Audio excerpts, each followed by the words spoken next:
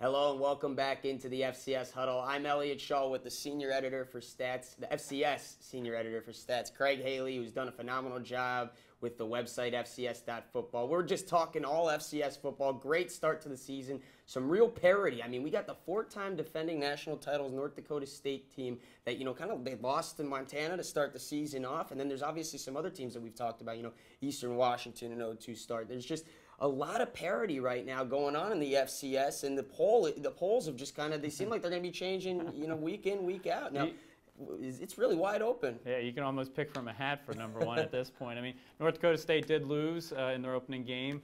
A week later, Texas Tech beat Sam Houston State. Sam Houston played well, actually rose to number one.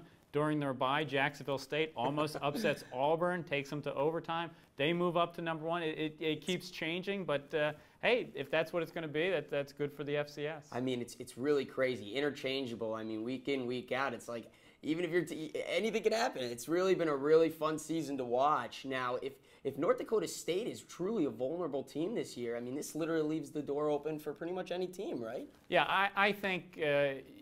When you look at the national picture, I think you start with the top four that in the preseason. I mean, North Dakota State, Illinois State, Sam Houston State, Villanova, they're right there. Even with if they have a loss, they're going to be there in the end.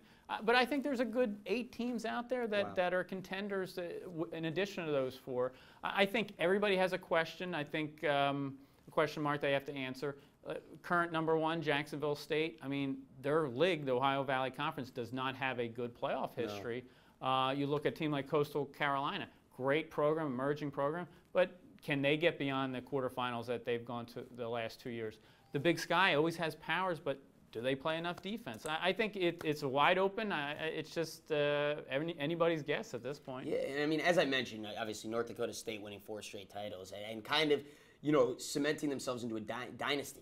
And, I mean, in terms of the FCS as a whole, is it better to have a team that's a dynasty where, everybody's familiar with the team, almost like in the FBS where you have like Ohio State and Alabama, Notre Dame, teams that have history and that everybody knows? Or is it better to have parity where teams each week, can do something exciting to get themselves known and kind of keep moving up the poll? I mean, what's better, honestly, a dynasty or parity? Well, it's totally 2 different mindsets, Elliot, and I think in this case you almost have both with the FCS. Right. I mean, everybody wants parity because it gives everybody a chance to say their team's in the mix.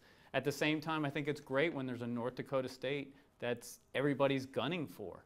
A year ago when New Hampshire moved up to number 1, that same day Coach McDonald was talking about the best team out there is North Dakota State. We might be number 1, but they're the best team, and it proved that way.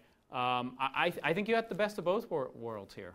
Well, I mean, that's going to be even more exciting things to watch for this season. I mean, it's still really early. We may have another number 1 team at the end of this week. Who knows? But for everything, and hey, to check the polls, check out FCS.football and stay up to date on everything. Follow us on Twitter at FCS_stats, as well as Craig Haley at Craig Haley. Give him a follow. He'll keep you updated. Like I always say, just a great follow to have for all FCS fans.